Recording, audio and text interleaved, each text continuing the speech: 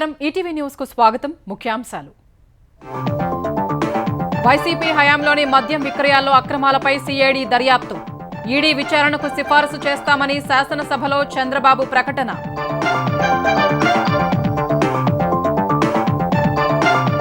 Land titling act రద్దు బిల్లుకు శాసనసభ ఆమోదం ఆరోగ్య విశ్వవిద్యాలయానికి ఎన్టీఆర్ పేరును పునరుద్ధరిస్తూ ఏకగ్రీవ తీర్మానం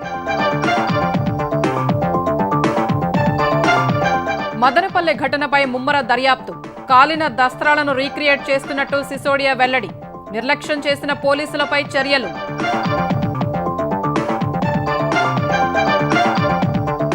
కేంద్ర బడ్జెట్లో అన్యాయం జరిగిందంటూ తెలంగాణ అసెంబ్లీ తీర్మానం ఈ నెల 27న నీతి ఆయోగ్ భేటీని బహిష్కరిస్తున్నట్టు రేవంత్ ప్రకటన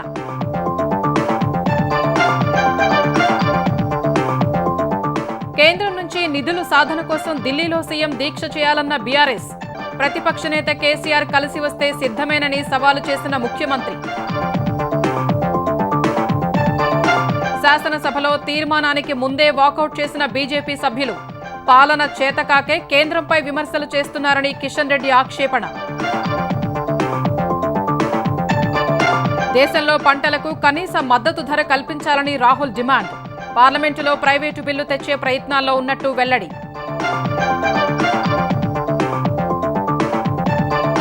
నేపాల్లో ఘోర ప్రమాదం కాఠ్మండూలో టేకాఫ్ అవుతుండగానే కుప్పకూలిన విమానం 18 మంది మృతి పైలట్కు తీవ్ర గాయాలు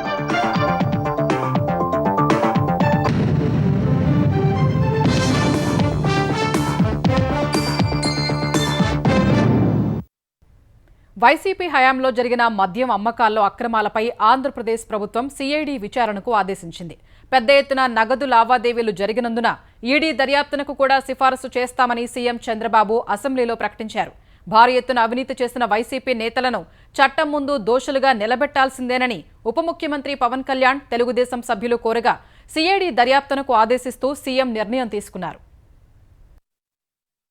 వైసీపీ హయాంలో ఆంధ్రప్రదేశ్ ఎక్సైజ్ శాఖలో జరిగిన అవకతవకలపై ముఖ్యమంత్రి చంద్రబాబు అసెంబ్లీలో శ్వేతపత్రం విడుదల చేశారు డబ్బు ఉన్మాదంతో వ్యవస్థలను సర్వనాశనం చేశారని మండిపడ్డారు ప్రముఖ బ్రాండ్ల కంపెనీలను తరిమేసి లోకల్ బ్రాండ్ల కంపెనీలను తెచ్చారని విమర్శించారు స్థానిక తయారీదారులను బెదిరించి వారి కంపెనీలను లాక్కొని నాణ్యత లేని మద్యాన్ని ఏరుల్లా పారించారని మండిపడ్డారు డిజిటల్ చెల్లింపులు లేకుండా నగదు లావాదేవీలు చేశారన్న ఆయన ఐఎంఎఫ్ఎల్ బీర్ ద్వారా 3,113 కోట్ల అక్రమ వసూళ్లు చేశారని వెల్లడించారు రిటైల్ షాపుల ద్వారా 99,413 కోట్ల నగదు వసూలు చేశారని వివరించారు మద్యపాన నిషేధమని అధికారంలోకొచ్చి చివరకు ప్రజల ఆరోగ్యంతో చెలగాటమాడారని ఆగ్రహం వ్యక్తం చేశారు తెలంగాణ తమిళనాడు ఒడిశాతో పోలిస్తే ఏపీలో ధరలు విపరీతంగా పెంచారన్న సీఎం అయినా పొరుగు రాష్ట్రాల్లో మద్యం ఆదాయం పెరిగితే ఏపీలో తగ్గిందన్నారు ఆ ఆదాయం వైసీపీ నేతల జేబుల్లోకి వెళ్లిందని మండిపడ్డారు అడుగడుగునా తప్పులు చేశారు దానివల్ల నేరాలు పెరిగాయి బ్లాక్ మార్కెటింగ్ పెరిగింది బూట్ లెగ్గింగ్ వచ్చింది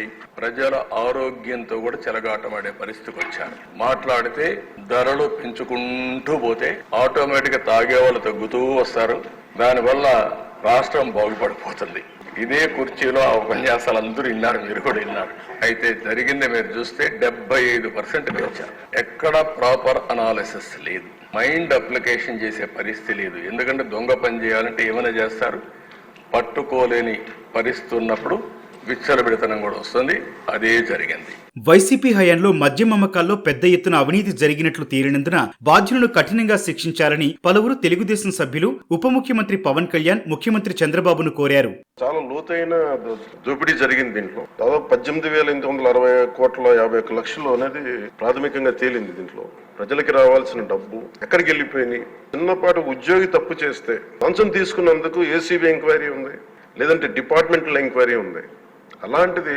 ముఖ్యమంత్రి గాని వారి సంబంధిత సభ్యులు గాని వీళ్ళు శిక్ష పడకుండా ఎలా తప్పించుకుంటారు శిక్ష పడాలి వాళ్ళు we have to make them accountable అధ్యక్ష వాళ్ళు దయచేసి గౌరవ ముఖ్యమంత్రి గారికి నేను తెలియజేసుకున్న అధ్యక్ష దయచేసి వాళ్ళకి సరైన శిక్ష పడాలి సార్ వీళ్ళకి అనంతరం గత 5 ఏళ్లలో మద్యం అక్రమాలపై దర్యాప్తునకు ఆదేశిస్తూ సీఎం చంద్రబాబు నిర్ణయం తీసుకున్నారు తరో ఎంక్వైరీ జరగాల్సిన అవసరం ఉంది ఎందుకంటే ఎంత జరిగింది ఫ్రాడ్ అనేది కూడా మనం ఇంకొంచెం తరువుగా పోతే తప్ప ఇది సాధ్యం కాదు.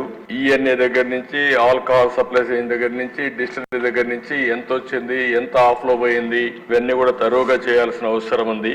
లక్షల కోట్ల రూపాయల నగదు అమ్మకాలు జరిగాయంటే అది కూడా సొంత డిస్టిలరీస్ పెట్టుకొని చేశారంటే ఇది చాలా భయంకరమైన పెద్ద స్కామ్. ఇది వాస్తవాలన్నీ బయట రావాలి.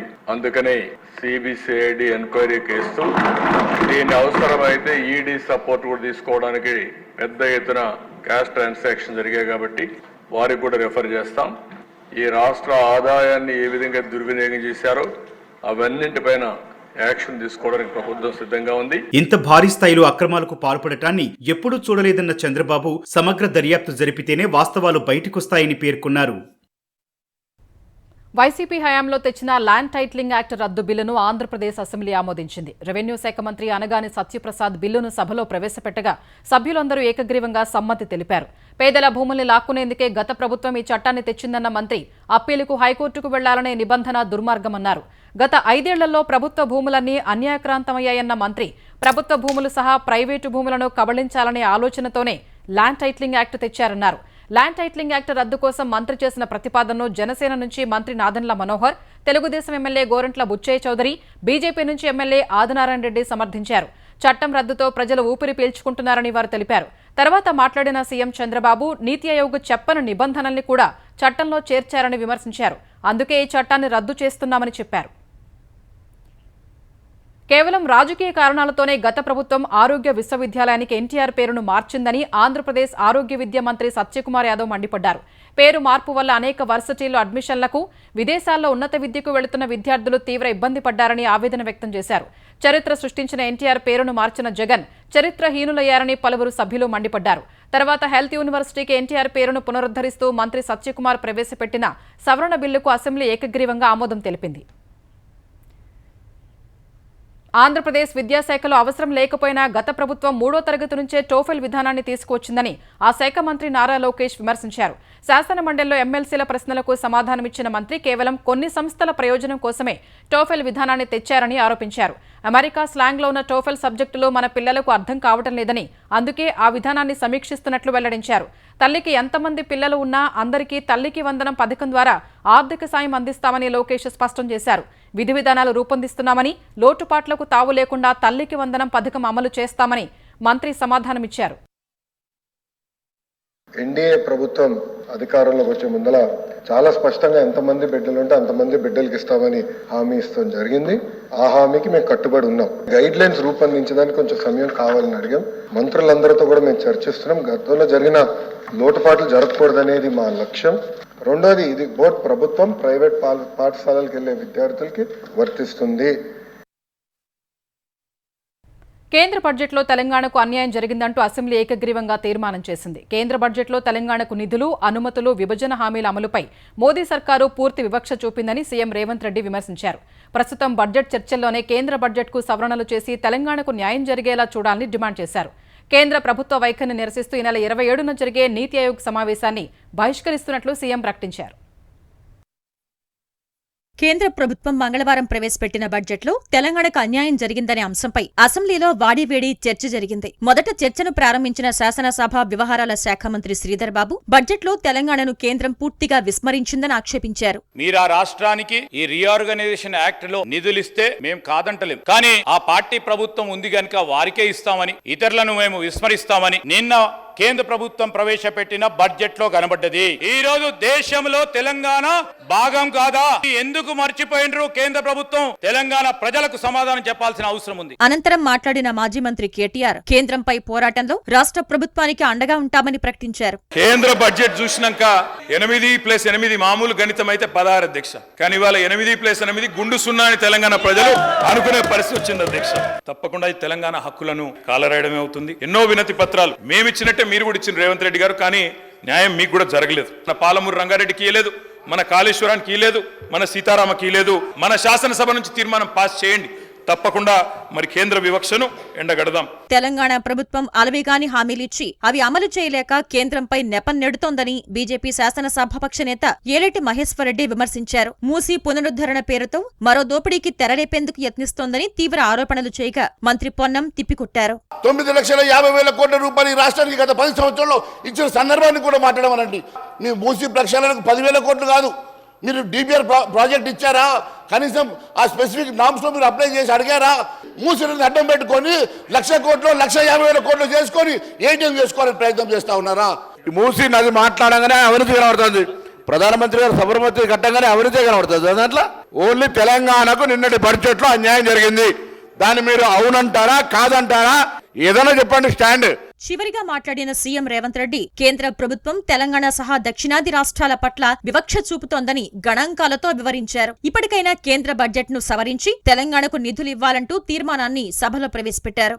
తెలంగాణకు రావాల్సిన నిధులను విడుదల చేయనందుకు, ఇవ్వవలసిన అనుమతులు ఇవ్వనందుకు నీతి ఆయోగ్ సమావేశాన్ని తెలంగాణ రాష్ట్ర ముఖ్యమంత్రిగా బహిష్కరిస్తున్నాము. ఈ బహిష్కరణను సభ మొత్తం ఏకగ్రీవంగా ఆమోదించాలని తమరి ద్వారా నేను విజ్ఞప్తి చేస్తున్నా అధ్యక్ష. ప్రస్తుతం కొనసాగుతున్న బడ్జెట్ చర్చల్లోనే కేంద్ర బడ్జెట్ కు సవరణలు చేసి తెలంగాణ రాష్ట్రానికి న్యాయం జరిగేట్టు తగిన చర్యలు తీసుకోవాలని ఈ సభ ఈ ప్రభుత్వం డిమాండ్ చేస్తుంది. తదుపరి కార్యాచరణ మళ్ళీ మనం అందరం కూడా చర్చించుకొని కేంద్ర ప్రభుత్వం మీద ఒత్తిడి తీసుకొచ్చి మన హక్కులను సాధించుకుందామని తమరి అనుమతితో ఈ తీర్మానాన్ని ప్రతిపాదిస్తున్నాను అధ్యక్ష. చర్చ సందర్భంగా బీజేపీ సభ్యులు సభ నుంచి వాకౌట్ చేయగా మిగతా పార్టీల మద్దతుతో తీర్మానం ఏకగ్రీవంగా ఆమోదం పొందింది. అంతకుముందు తెలంగాణకు కేంద్రం నుంచి నిధులు సాధించేందుకు ఢిల్లీలో దీక్ష చేపట్టాలనే అంశంపై అధికార ప్రతిపక్షాల మధ్య సవాళ్ల పర్వం సాగింది. జంతర్ మంతర్ వద్ద దీక్ష చేయాలని భారాస ఎమ్మెల్యేలు కేటీఆర్, హరీష్ రావు సవాలు చేయగా ప్రతిపక్ష నేత హోదాలో కేసీఆర్ వస్తే తాను సిద్ధమేనని సీఎం రేవంత్ రెడ్డి ప్రతి సవాలు చేశారు. ఇలా మా మంత్రుల కమిట్మెంట్, మా ప్రభుత్వం యొక్క కమిట్మెంట్ చూస్తే చాలా చాలా ఆనందంగా ఉంది సార్, చాలా గొప్పగా అనిపిస్తుంది. అందుకే దయచేసి ముఖ్యమంత్రి గారి నాయకత్వంలో ఢిల్లీలోని జంతర్ మంతర్లో ఆమరణ దీక్షకు మొత్తం మంత్రివర్గం కూర్చోండి సార్. మేము అండగా ఉంటాం, మేము చుట్టూ కూర్చుంటాం, సచ్చేదాకా కూర్చోమనండి, మేము అండగా ఉంటాం, కేంద్రంతో కొట్లాడదాం, అంతూ చూసుకుందాం సార్. ఎందుకంటే ముఖ్యమంత్రి గారి మధ్యన ఒక్కసారి కాదు, రుణమాఫీ అంటే హరీష్ రావు దీక్ష చేయాలంటాడు, ఉద్యోగుల సమస్యలు నిరుద్యోగుల సమస్యలు అంటే నన్ను ఆమరణ దీక్ష చేయమంటాడు. అందుకే నేను అడుగుతా ఉన్నా సార్, మొత్తం కేబినెట్ కూర్చోండి, మేము అండగా నిలబడతాం, 1000 మంది వస్తాం. మేము ఎప్పుడు కూడా చావు నోట్లో తలబెట్టి తెలంగాణ సాధించమని మేము ఎప్పుడు చెప్పుకోలే. 24 గంటలు తిరగకంటే ముందే నిమ్మకాయ రసం దాగి నిమ్స్ హాస్పిటల్లో ఎక్కించుకొని మేము ఎప్పుడు దీక్షలు చేసి చావు నోట్లో తలబెట్టినమని అబద్ధాలు చెప్పలే. రెండవది, 100 రూపాయలు పెట్టి పెట్రోల్ కొనుక్కున్నాం గానీ 10 పైసలు పెట్టి అగ్గిపెట్టే కొనుక్కోక డ్రామా చేయడం ద్వారా శ్రీకాంతాచార్యని, ఓ ఈశాన్ రెడ్డిని, ఓ యాదయ్యను మేము బలి కొనలే. మేము ఎవరి శవాల ప్రాతిపదికనో ఎవరి ప్రాణాల ప్రాతిపదికనో మేము అధికారంలోకి రావాలని కోరుకోలేదు. మళ్ళీ ఇతర ప్రాణాలను బలిచ్చి కుర్చీలో కూర్చోవాలని అనుకోవడం లేదు. అయితే తెలంగాణ రాష్ట్ర విశాల ప్రయోజనాల దృష్ట్యా అక్కడ కల్వకుంట్ల తారక రామారావు గారు, ఇక్కడ తన్నీర్ హరీష్ రావు గారు దీక్ష గురించి ప్రతిపాదించారు. తప్పకుండా జంతర్ మంతర్ లో చంద్రశేఖర్ రావు గారిని రమ్మనుండ్రి. ప్రతిపక్ష నాయకుడిగా చంద్రశేఖర్ రావు గారు, సభాపక్ష నాయకుడిగా నేను తెలంగాణకు నిధులు తెచ్చుడో అవసరమైతే సచ్చుడో తేలుద్దాం, మేం సిద్ధం. తారీఖు పెట్టండి, చంద్రశేఖర్ రావుని తీసుకొని రండి. అవినీతి, అసమర్థతతో పాలన చేతకాక సీఎం రేవంత్ రెడ్డి కేంద్రాన్ని విమర్శిస్తున్నారని కేంద్ర మంత్రి బీజేపీ తెలంగాణ అధ్యక్షుడు కిషన్ రెడ్డి ధ్వజమెత్తారు. అసెంబ్లీలో కాంగ్రెస్, బీఆర్ఎస్లు పోటీపడి మోదీని విమర్శిస్తున్నారని మండిపడ్డారు. తెలంగాణలో సంక్షేమ పథకాల కోసం కేంద్రం 6 లక్షల కోట్లు ఖర్చు చేసిందని తెలిపారు. పునర్విభజన చట్టం కింద అనేక హామీలు అమలు చేశామని, రైతుల కోసం అనేక సంక్షేమ కార్యక్రమాలు అమలు చేస్తున్నామని చెప్పారు. జీఎస్టీ పరిహారం కింద తెలంగాణకు 7,000 కోట్ల రూపాయలు ఇచ్చామని, జాతీయ రహదారుల కోసం 1,10,000 కోట్లు ఖర్చు చేశామన్నారు. 1,000 కోట్లతో రైల్వే ప్రాజెక్టుల పనులు జరుగుతున్నాయని కిషన్ రెడ్డి వివరించారు. తన తప్పిదాలు, తన వైఫల్యాలు, ప్రజలకు ఇచ్చినటువంటి హామీలు అమలు చేయకుండా చేతగానితనంతో ఈరోజు తన వైఫల్యాలను కేంద్రం మీద రుద్దేటువంటి ప్రయత్నము తెలంగాణ కాంగ్రెస్ పార్టీ ప్రభుత్వంలో కనిపిస్తూ ఉన్నది. నేను చాలాసార్లు ఢిల్లీకి వచ్చాను, కలిశానన్నాడు. చాలాసార్లు వచ్చారు. కేంద్రాన్ని కలవడానికి కంటే ఎక్కువ కాంగ్రెస్ పార్టీ నాయకులను, కాంగ్రెస్ పార్టీ సోనియా గాంధీ కుటుంబాన్ని కలవడం కోసం ఎక్కువసార్లు వచ్చాడు. కేంద్ర కాంగ్రెస్ పార్టీకి మరి అందించడం కోసం చాలాసార్లు వచ్చాడన్న విషయాన్ని ఈ సందర్భంగా మనం చేస్తున్నాను. తెలంగాణ శాసనసభ సమావేశాలు ఆగస్టు 2 వరకు జరగనున్నాయి. ఈ సమావేశాల్లో రేపు 2024-25 ఆర్థిక సంవత్సరానికి పూర్తిస్థాయి బడ్జెట్ను ఆర్థిక మంత్రి భట్టి విక్రమార్క సభలో ప్రవేశపెడతారు. ఈ నెల 26, 28 తేదీల్లో సభకు సెలవిచ్చారు. 27న బడ్జెట్పై సాధారణ చర్చ, ఉప ముఖ్యమంత్రి భట్టి సమాధానం ఉంటుంది. 29న 19 పద్దులపై చర్చ, ఆమోద ప్రక్రియ చేపడతారు. ఈ నెల 30న మరో 19 పద్దులపై చర్చిస్తారు. ఈ నెల 31న ద్రవ్య వినిమయ బిల్లుపై చర్చించి ఆమోదం తెలుపుతారు. ఆగస్టు 1, 2 తేదీల్లో ప్రభుత్వ అజెండా బిల్లులు ఉంటాయి. కేంద్ర బడ్జెట్లో తెలుగు రాష్ట్రాల రైల్వే ప్రాజెక్టులకు మంచి కేటాయింపులు జరిగాయని రైల్వే శాఖ మంత్రి అశ్విని వైష్ణవ్ తెలిపారు. ఆంధ్రప్రదేశ్లో ఈ ఏడాది రైల్వేలకు 9,151 కోట్లు కేటాయించినట్లు వెల్లడించారు. ఏపీలో 73,743 కోట్లతో రైల్వే ప్రాజెక్టుల పనులు కొనసాగుతున్నాయని చెప్పారు. తెలంగాణలో 32,946 కోట్ల రైల్వే ప్రాజెక్టుల పనులు కొనసాగుతున్నాయని పేర్కొన్నారు. ఏపీకి యూపీఏ ప్రభుత్వంలో కేటాయింపుల కంటే 10 పెంచామన్నారు. అమృత్ పథకం కింద ఏపీలో 73 రైల్వే స్టేషన్లు, తెలంగాణలో 40 రైల్వే స్టేషన్లు అభివృద్ధి చేస్తున్నట్టు చెప్పారు. అమరావతి రైల్వే ప్రాజెక్టు పనులు పురోగతిలో ఉన్నాయని వివరించారు. The Amaravati line, a very important project which will connect the new capital with the entire railway network. It's a 2,047 crore project, 56 kilometers. There is one major bridge also, River Krishna. This has recently been, the DPR has recently been approved by the Niti Aayog, and now it will go for next steps of approval. It will take some time, but the project is progressing very well. ప్రపంచ స్థాయిలో రాజధాని అమరావతిని అభివృద్ధి చేసేందుకు భవిష్యత్తులో కూడా కేంద్ర ప్రభుత్వం మరిన్ని నిధులు కేటాయించాలని విశాఖ ఎంపీ శ్రీభరత్ కోరారు.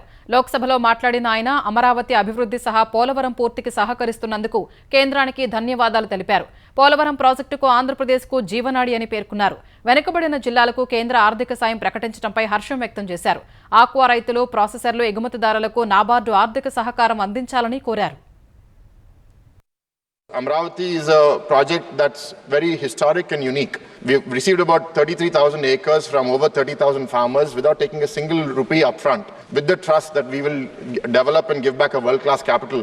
But due to the damage of the last 5 years in the previous government, we've lost that ability to do it. So we need the support of the centre, and we appreciate the centre's response to that. సింగరేణిని ప్రైవేటీకరించే ప్రసక్తే లేదని లోక్సభలో కేంద్రం స్పష్టం చేసింది. లోక్సభ ప్రశ్నోత్తరాల సమయంలో సింగరేణి ప్రైవేటీకరణ, ప్రస్తుతం ఉన్న ఉద్యోగాల కొనసాగింపు ప్రభుత్వ రంగంలోనే ఉంచాలంటూ పెద్దపల్లి ఎంపీ గడ్డం వంశీ అడిగిన ప్రశ్నకు బొగ్గు శాఖ మంత్రి కిషన్ రెడ్డి సమాధానమిచ్చారు. దేశంలో ఏ బొగ్గు గనిని కూడా ప్రైవేటు పరం చేయాలనే ఆలోచన కేంద్రానికి లేదని కిషన్ రెడ్డి తేల్చి చెప్పారు. సింగరేణిని ప్రైవేటు పరం చేయాలంటే 51% వాటా ఉన్న తెలంగాణ ప్రభుత్వం నిర్ణయమే ప్రధానమని కిషన్ రెడ్డి గుర్తు చేశారు. కేంద్రంలో మూడోసారి మోదీ సర్కారు వచ్చిన తర్వాత ఒడిశాలో బీజేపీ ప్రభుత్వం ఏర్పాటైన తర్వాత అక్కడి ప్రభుత్వంతో చర్చించి సింగరేణికి ఒక గనిని కేటాయించినట్లు కిషన్ రెడ్డి వివరించారు. ఆంధ్రప్రదేశ్లో ప్రజాస్వామ్యం ఖూనీ అయిందని వైసీపీ అధినేత జగన్ ఆరోపించారు. ఏపీలో శాంతి భద్రతలు క్షీణించాయంటూ ఢిల్లీలోని జంతర్ మంతర్ వద్ద వైసీపీ ప్రజా ప్రతినిధులతో కలిసి జగన్ ధర్నాకు దిగారు. ఏపీలో దారుణాలు జరుగుతున్నాయని ఫోటో క్లిప్లు, వీడియోలు ప్రదర్శించారు. కూటమి అధికారంలోకి వచ్చిన 45 రోజుల్లోనే 30 మందికి పైగా హత్యలు జరిగాయని ఆరోపించారు. ప్రభుత్వ, ప్రైవేటు ఆస్తుల్ని నాశనం చేశారని, బాధితులపైనే అక్రమ కేసులు బనాయించారని మండిపడ్డారు. ఈ ఆందోళనకు సమాజ్వాదీ పార్టీ అధినేత అఖిలేష్ యాదవ్, శివసేన ఉద్ధవ్ ఠాక్రే వర్గం నేత సంజయ్ రౌత్ జగన్ కు మద్దతు తెలిపారు. Nara Lokesh displaying a red book is actually captured in the form of hoardings and displayed all over the state. And the contents in this red book are a list of officials, a list of politicians on whom they intend to take action, on whom they intend to assault. But when we were in power, we have never propagated such kind of behavior. But today the situation is different in Andhra Pradesh. Vaikapa ప్రభుత్వ హయాంలో ఏపీలో శాంతి భద్రతలు దారుణంగా దెబ్బతిన్నాయని హోంశాఖ మంత్రి అనిత ఆరోపించారు. శాసనమండలిలో సభ్యులు అడిగిన ప్రశ్నలకు సమాధానమిచ్చిన మంత్రి వైకాపా హయాంలో మహిళలు, బాలికల మిస్సింగ్ కేసులు విపరీతంగా నమోదయ్యాయని తెలిపారు. ఇప్పటివరకు ఏపీలో 46,538 మిస్సింగ్ కేసులు నమోదైనట్టు తెలిపారు. మిస్సింగ్ కేసులపై అప్పటి ప్రభుత్వాన్ని ప్రశ్నిస్తే తనపైనే కేసులు పెట్టారని మంత్రి గుర్తు చేశారు. అనంతరం మీడియా పాయింట్లో మాట్లాడిన మంత్రి ఏపీలో జగన్ ధర్నా చేస్తే మహిళలు, అమరావతి మహిళా రైతులు వచ్చి కొడతారనే ఢిల్లీ పారిపోయారని ఎద్దేవా చేశారు. జగన్ చేసిన అరాచకాలపై ఫోటో ఎగ్జిబిషన్ పెడితే ఢిల్లీ జంతర్ మంతర్ సరిపోదని అన్నారు. ఎన్డీఏ కూటమి నేతలు ఎలాగూ మద్దతు ఇవ్వరని, జగన్ ఢిల్లీలో ఇండియా కూటమి నేతల్ని పిలిపించుకున్నారని మండిపడ్డారు. అవినీతి, దౌర్జన్యము, దోచుకోవడం ఈ మూడే ఎజెండాగా పెట్టుకొని పరిపాలించిన నువ్వు ఈరోజు చంద్రబాబు నాయుడు గారిని చూసి సిగ్గు తెచ్చుకోవాలి. ప్రమాణ స్వీకారం చేసి నెల రోజుల్లోపే 2 సార్లు ఢిల్లీ వెళ్ళి ఈరోజు బడ్జెట్లో సుమారుగా 15,000 కోట్ల రూపాయలు ఈరోజు రాష్ట్రానికి రాష్ట్ర అభివృద్ధి గురించి పెట్టించుకునే పరిస్థితి ఈరోజు వచ్చింది. నువ్వు లాస్ట్ 5 సంవత్సరాలు 40 సార్లు వెళ్ళి ఉంటావు, 1 రూపాయిని తీసుకొచ్చావా?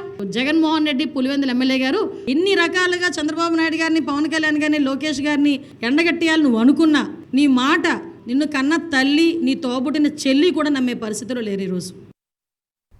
మదనపల్లి సబ్ కలెక్టరేట్లో దస్త్రాల దహనం ఘటనపై విచారణ వేగంగా సాగుతోంది. రెవెన్యూ శాఖ ప్రత్యేక ప్రధాన కార్యదర్శి సిసోడియా మదనపల్లిలోనే మకాం వేసి భూ వివాదాలపై ఆరా తీస్తున్నారు. జిల్లా collector Sridhar, SP Vidyasagar Naidu, CID అధికారులు కలెక్టర్ కార్యాలయంలోనే ఉండి వివరాలు సేకరిస్తున్నారు. ఫైళ్ల దహనం సమయంలో నిర్లక్ష్యంగా వ్యవహరించిన మదనపల్లి సిఐ వలిబస్సును వీఆర్కు పంపారు. ఆ రోజు రాత్రి విధుల్లో ఉన్న కానిస్టేబుల్ హరిప్రసాద్ భాస్కర్ని సస్పెండ్ చేశారు. ఎన్నికలకు ముందు ఆర్డీఓగా పనిచేసిన మురళి ఘటనకు 2 రోజుల ముందు నుంచి మదనపల్లిలోనే మకాం వేసి కార్యాలయానికి వచ్చి వెళ్లినట్లు గుర్తించారు. ఈ మేరకు ఆర్డీఓను అదుపులోకి తీసుకుని విచారిస్తున్నారు. ఇటీవల బదిలీపై వెళ్లిన ఆర్డీఓ హరిప్రసాద్, వీఆర్ఏ రమణయ్యను కూడా ప్రశ్నిస్తున్నారు. అగ్ని ప్రమాదం జరిగినప్పుడు కార్యాలయంలోనే ఉన్న సీనియర్ అసిస్టెంట్ గౌతమ్ను విచారిస్తున్నారు. ఫైళ్ల దహనం కుట్రలో ప్రధాన సూత్రధారిగా భావిస్తున్న మాజీ మంత్రి పెద్దిరెడ్డి అనుచరుడు మాధవరెడ్డి కోసం గాలిస్తున్నారు. రెవెన్యూకు సంబంధించి 2,400 దస్త్రాలు కాలిపోయాయన్న సిసోడియా తడిచిపోయిన 700 దస్త్రాల్ని రికవరీ చేశామని చెప్పారు. మిగతా వాటిని రీక్రియేట్ చేస్తామన్నారు. హైదరాబాద్ జియాగూడ వెంకటేశ్వర నగర్లోని ఓ అపార్ట్మెంట్లో గత అర్ధరాత్రి జరిగిన అగ్ని ప్రమాదంలో మృతుల సంఖ్య 2కు చేరింది. మరో 4 గాయాలతో చికిత్స పొందుతున్నారు. జియాగూడకు చెందిన ధనుంజయ్ అగర్వాల్ తన 3 అంతస్తుల భవనంలో సోఫాలు, కుర్చీల తయారీ పరిశ్రమ నిర్వహిస్తున్నారు. గ్రౌండ్ ఫ్లోర్లో పరిశ్రమ ఉండగా మొదటి అంతస్తులో 4, 2 అంతస్తులో 3 కుటుంబాలు నివాసం ఉంటున్నాయి. ధనుంజయ్ వద్దే పనిచేసే శ్రీనివాస్, తన భార్య నాగరాణి, 2 కుమార్తెలతో అదే భవనం మొదటి అంతస్తులో ఉంటున్నాడు. గత రాత్రి పని ముగించుకుని ఇంటికి వెళ్లిన శ్రీనివాస్ అర్ధరాత్రి వేళ స్థానికుల కేకలు విని చుట్టూ చూశారు. అప్పటికే మంటలు అతడు ఉండే ఇంటిని చుట్టుముట్టగా అగ్నిమాపక సిబ్బంది శ్రీనివాస్ కుటుంబాన్ని బయటకు తీసుకొచ్చారు. అప్పటికే గాయపడిన వారిని ఆసుపత్రికి తరలించిన సిబ్బంది మిగిలిన పోర్షన్లలోని 20 మందిని కూడా రక్షించారు. 6 ఫైర్ ఇంజన్ల సాయంతో 5 గంటలు శ్రమించి మంటలు ఆర్పేశారు. ఉస్మానియాలో చికిత్స చేస్తుండగానే శ్రీనివాస్, ఆయన ఒక కుమార్తె మృతి చెందారు. అతడి భార్య, 2వ కుమార్తె, మరో 2కి చికిత్స కొనసాగుతోంది. నేపాల్లో జరిగిన ఘోర విమాన ప్రమాదంలో 18 మంది దుర్మరణం పాలయ్యారు. నేపాల్ రాజధాని కాఠ్మండూలోని త్రిభువన్ అంతర్జాతీయ విమానాశ్రయంలో శౌర్య ఎయిర్లైన్స్కు చెందిన విమానం టేకాఫ్ అవుతున్న సమయంలో రన్వేపైనే కుప్పకూలింది. ఈ ఘటనలో ఒక్కసారిగా పెద్ద ఎత్తున మంటలు ఎగిసిపడినట్లు ప్రత్యక్ష సాక్షులు తెలిపారు. కాఠ్మండూ నుంచి పొఖారాకు వెళ్లే విమానం ఉదయం 11 గంటల ప్రాంతంలో టేకాఫ్ అవుతూ ఉండగా ప్రమాదం జరిగినట్లు అధికారులు తెలిపారు. ఈ సమాచారం అందుకున్న వెంటనే అగ్నిమాపక శకటాలు, ఇతర సహాయక బృందాలు ఘటనా స్థలానికి చేరుకుని మంటల్ని అదుపు చేసినట్లు వివరించారు. ఈ ప్రమాదం జరిగినప్పుడు విమానంలో సిబ్బంది సహా 19 మంది ఉండగా 18 మంది అక్కడికక్కడే చనిపోయారు. ఈ ఘటనలో గాయపడిన పైలట్ను ఆసుపత్రికి తరలించినట్టు అధికారులు తెలిపారు. రైతులు పండించే పంటలకిచ్చే కనీస మద్దతు ధరకు చట్టబద్దత కల్పించాలని లోక్సభలో ప్రతిపక్ష నేత రాహుల్ గాంధీ మరోసారి డిమాండ్ చేశారు. ఈ అంశంపై ప్రైవేటు బిల్లు తెచ్చే విషయమై భాగస్వామ్య పార్టీలతో చర్చిస్తున్నట్టు పార్లమెంట్లో తనను కలిసిన రైతు సంఘాల ప్రతినిధులతో చెప్పారు. ఈ సందర్భంగా రైతు సంఘాల నేతలు తమ రాష్ట్రాల్లో ఎదుర్కొంటున్న సమస్యల్ని రాహుల్కు వివరించారు. రాహుల్ను కలిసిన వారిలో పంజాబ్, హర్యానా, ఉత్తరప్రదేశ్, తెలంగాణ, తమిళనాడు, కర్ణాటకకు చెందిన రైతు సంఘాల ప్రతినిధులు ఉన్నారు. ప్రతిపక్ష పార్టీలు అధికారంలో ఉన్న రాష్ట్రాలకు బడ్జెట్లో తీవ్ర అన్యాయం జరిగిందని ఆరోపిస్తూ ఇండీ కూటమికి చెందిన ఎంపీలు పార్లమెంటు ఆవరణలో ఆందోళనకు దిగారు. ప్రభుత్వానికి వ్యతిరేకంగా నినాదాలు చేస్తూ ప్లకార్డులు ప్రదర్శించారు. నిధుల కేటాయింపులో అన్ని రాష్ట్రాల్ని సమానంగా చూడటం సహా న్యాయం చేయాలని డిమాండ్ చేశారు. ఈ ఆందోళనలో కాంగ్రెస్ మాజీ అధినేత్రి సోనియా గాంధీ, లోక్సభలో ప్రతిపక్ష నేత రాహుల్ గాంధీ, ఎస్పీ అధినేత అఖిలేష్ యాదవ్, ఎంపీ జయా బచ్చన్, ఆమ్ ఆద్మీ పార్టీ ఎంపీ సంజయ్ సింగ్ తదితరులు పాల్గొన్నారు.